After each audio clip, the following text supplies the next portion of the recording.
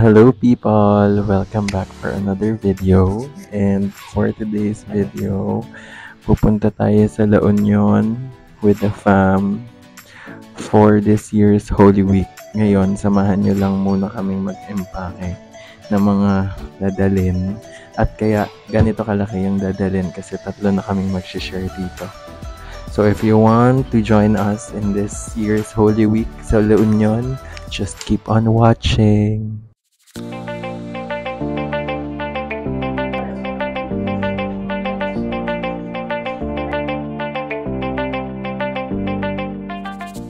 Time check, it's 8:30 na, pero hindi pa kami maalis kasi balak atang pakupain muna yung traffic ng konti, tapos saka kami aalis. So mag-update na lang ako kapag umalis na tayo. Stop over saglit. 11:54 na.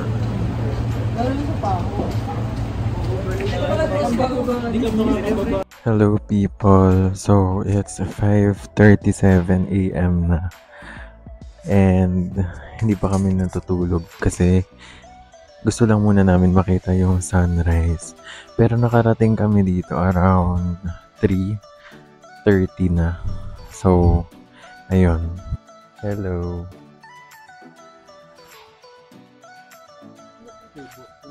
Hey Pichi. Magwa-volleyball kami ng ganitong oras.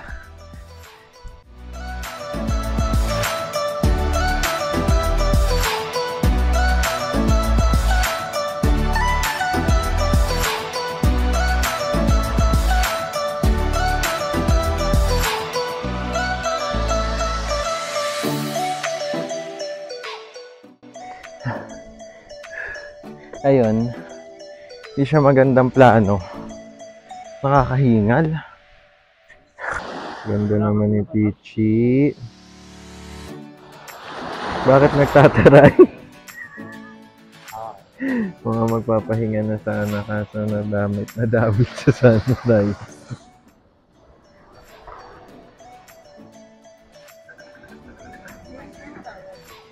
Anong masasabi niya sa sunrise? Ganda. Nakita namin. Hello people! So, medyo kagigising-gising ko lang. Tapos, ang balak ay magkakaroon tayo ng house tour or tour dito sa Inistayan sa La Union para makita niyo yung buong itsura ng bahay, kung gaano siya kalapit din sa beach and alike. So, let's start. Bale, dito tayo nag-i-stay sa Villa Norte. Tapos, pagpasok nyo sa loob, ang unang sasalubong sa inyo yung napakalaking parking space nila. Ayan. Tapos, din tayo sa banda dulo. Ito yung mismong bahay. Ayan. Tapos, may cute na aso dito. So, tapos, eto, ayan. Sobrang presko. Meron panduyan. Tapos, meron din silang, dito, pwede kayong mag-ihaw. Tapos, pwedeng dito na rin kayo kumain.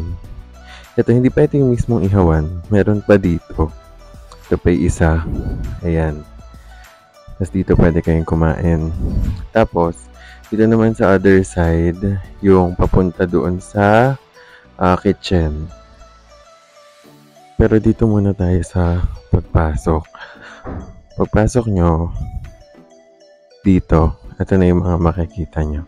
Yan yung itsura pagpasok.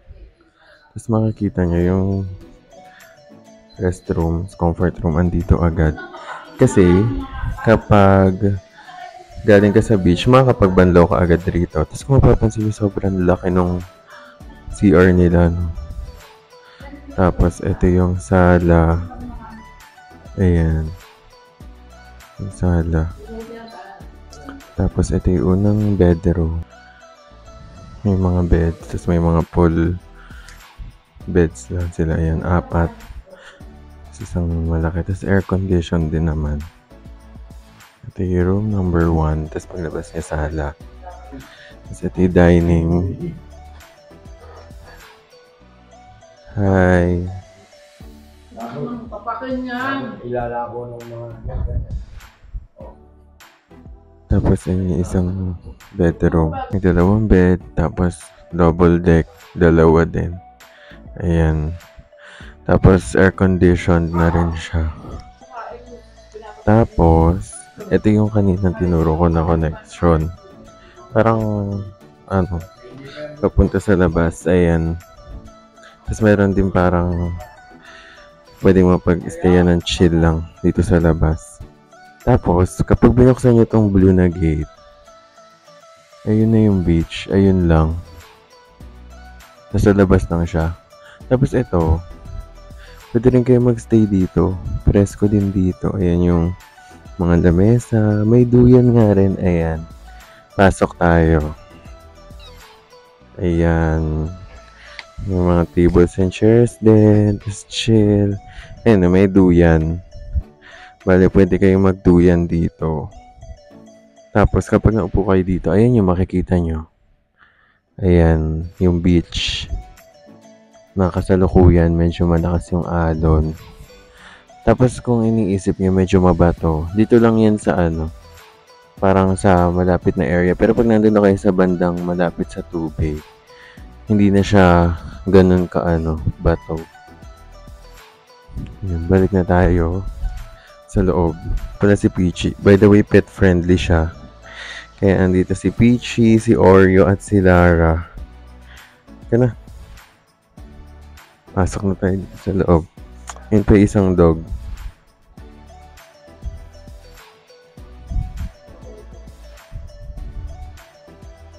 Hello. Ayan, samahan niyo ako magpakain ng isang malditang ayaw kumain. Isang malditang bata. Ikaw yon. Tumingin ka. Ito yung pagkain niya na kailangan niyang ubusin ngayong araw. Ito. Ayan. Mukha lang pero kanin yan na may kasamang yung wet food niya. Royal Canin na Shih Tzu. Hindi ka na dito. Sorry. EOV. Magulang ka na ayaw kumain ng anak mo sa ako. Kumain mo. Tsaka fun fact, hindi siya kumakain ng nasa kainan. Gusto sinusubuan nasa kutsara o kaya nasa kamay. Kaso ngayon, hindi niya gustong kumain kasi maraming nakaaligid sa kanya. May pusa, may aso. Hindi ka pa kumakain. Kumain muna ka. Isa.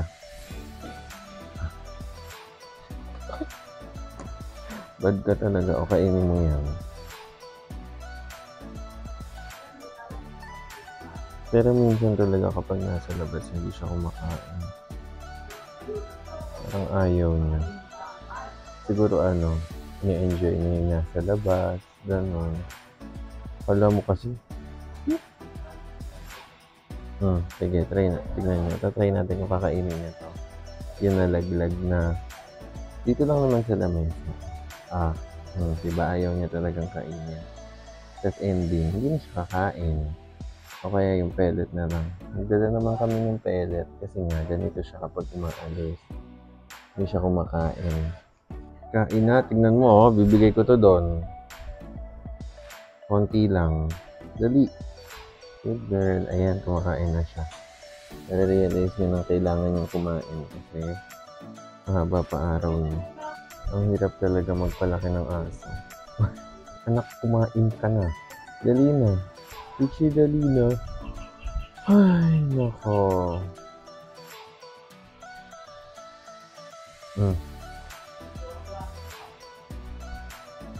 Inaamoy naman niya. Gusto niyang kainin kasi nadidistract lang siya dun sa mga nakapaligid sa kanya. Wala guys, ayaw niya talaga kumain. So, sinyalis na to na mas gusto niya maglaro.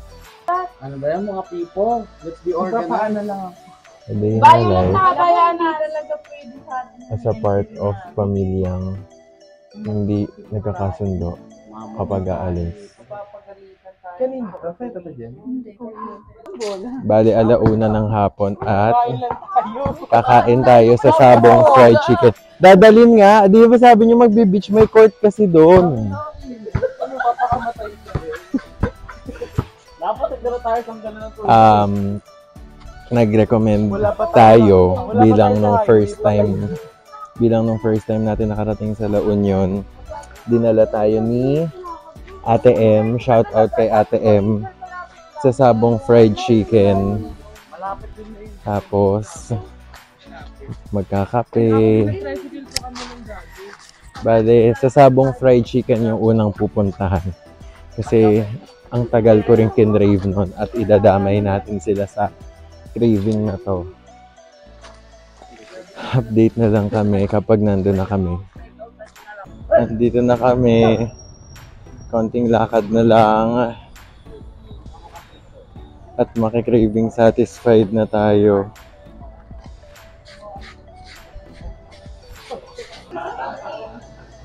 Ayan, naka-order na kami. Sabong Fried Chicken.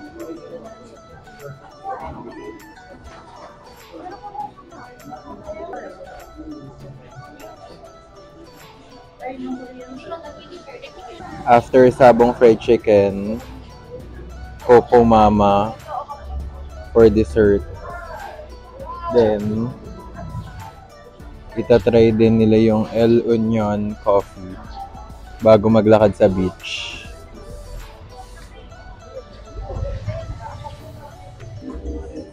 Kinatunaw na lang talaga hindi pa nakakain.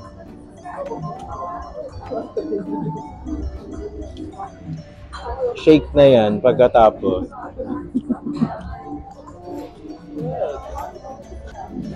Bale, ito in-order sa Coco Mama. With mango. Tas mix. 2 scoops lang ito.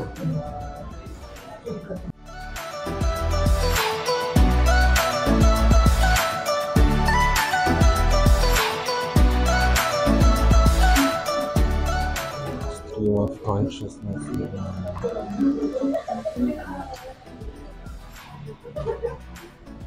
Bakit?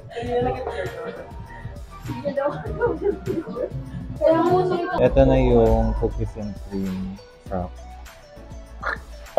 At umorder sila ng ano tong in-order nyo? Karma frap. Ano yung karma? Caramel macchiato.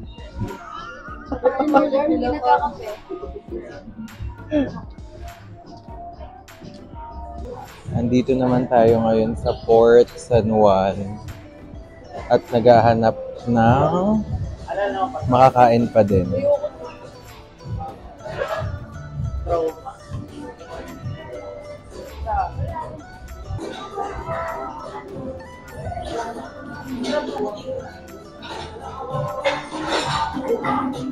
Hello people, nakabalik na kami dito sa Villa Norte, La Union. Tapos magsiswimming na kami sa beach. Dito na lang sa area na to. Bale kapag dito tayo sa tapat ng Villa Norte, ito yung itsura. Wala masyadong tao. Tsaka hindi siya ganun maalon kumpara pag nandun sa ano yun? San Juan ba? San Juan ba yun? Dun sa may bandang gitna ng La Union. Ito yung itsura niya, bale.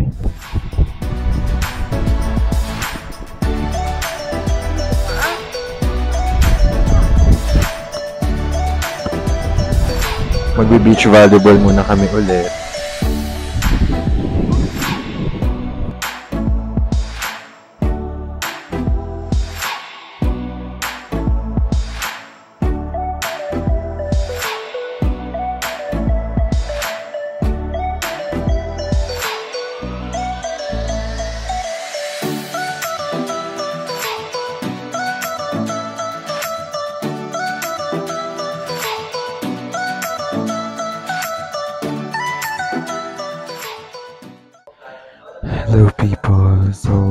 hinihintay na lang si Carl na matapos. Tapos, aalis ata kami. Bale, sa labas na siguro kami magdi-dinner. Pero sila nakapag-dinner na. Tapos, ayun. Hello people. Kagaya ng usual, na late night, hindi kami umiinom. Kaya, saan na naman ang bagsak natin? Sa fruit shake at sa mga masarap na ihaw-ihaw dito sa LU. Puro yan lang ang kakainin natin ngayong gabi. Bale, mangga, tsaka melon pa rin. Mangga sa kanila, melon sa akin. Dapat kasi din kami bibili sa coffee shop ni Maris. Kaso, sarado na. Akala mo kaibigan kung malapit si Maris no? Kung makabays.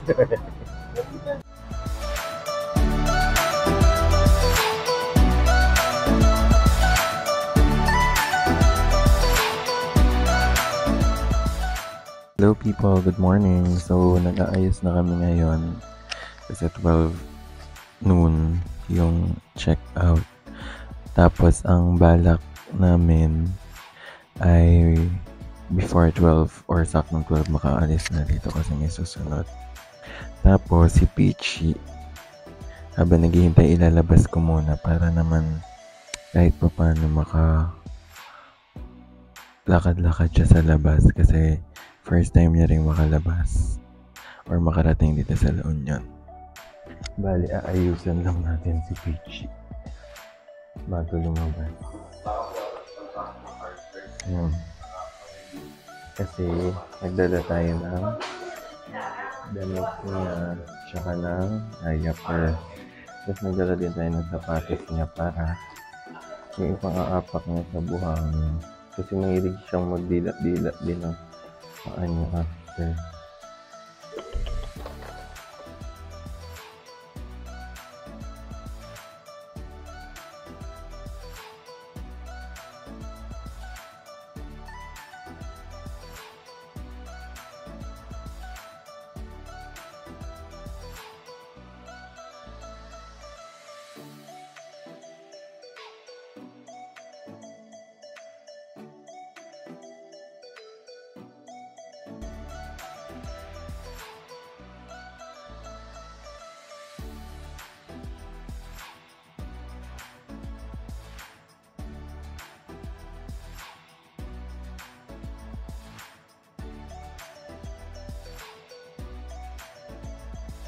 Wow! Itong hat, bigay ni Ate Joanne. Thank you. Tapos, naka-shoes na rin siya. Tapos, yung damit niya. Tapos, naka-diaper para lumabas. Hindi ka na? Hindi ka na? Sus! Ang yung problema, kapag nakasapatos siya, tinatamad na siyang tumayo.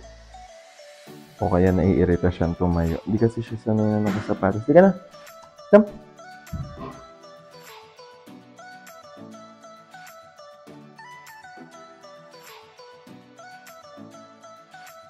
Kala mo, iiyaran na ulit siya.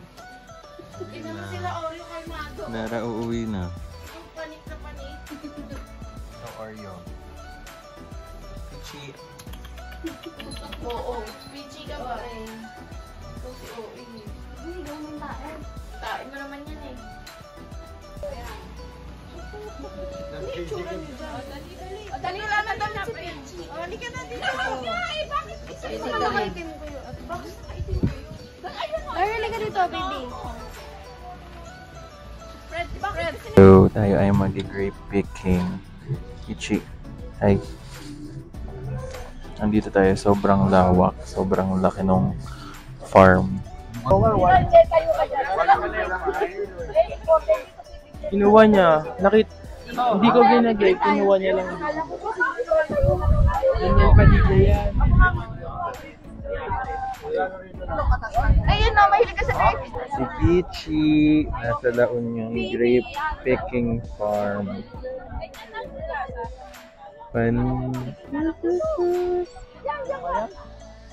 Ang cute ng mga ubas kasi Ikaw pipitas. Ano? Ayan. Tapos yung buong lalakaran, puro ubas talaga. Tapos bibigyan kayo ng basket na may maliit na gunting. Ayan o, mga ganyan. Hindi naman pala siya ganun, sobrang mainit. Kasi medyo may silong gawa ng mga halaman tsaka ubas. Tapos, yung pagpitas, choice mo kung anong ubas pipitasin mo. Ha? Ayun. 350 per kilo. Depende na kung anong gusto mo. Tapos may iba pa silang tinitinda dito. Blueberry, na wine, guyabano. So, syempre, yung original na made of grapes. Tapos may mga dried fish, yung mga wine, mga honey, mga suka, at mga dried fish. Tapos ito yung unahang part. Ayan, makikita nyo puro ubas. Tapos pag pumitas kayo, 345, 350 per kilo. Tapos choice mo kung alin talaga dyan yung gusto nyo. Tapos, dito sa kabilang side, ayan, ganun din. Tapos may free taste sila ng mga wine. Meron silang mga snacks din. Tapos fresh fruits. Bibigyan kayo ng basket sa maliit na gunting. Tapos kikiluhin dito yung ubas na nakuha ninyo or yung mga napitas nyo. Magtutupig vlog tayo. Pakain tayo ng tupig habang nasa biyahe kasi 3 hours pa. So, titikman natin yung tupig.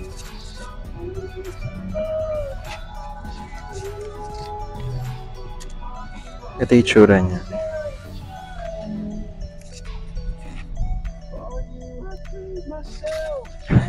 Ewan ko ba't natatawa ka, pero natatawa lang talaga. First bite.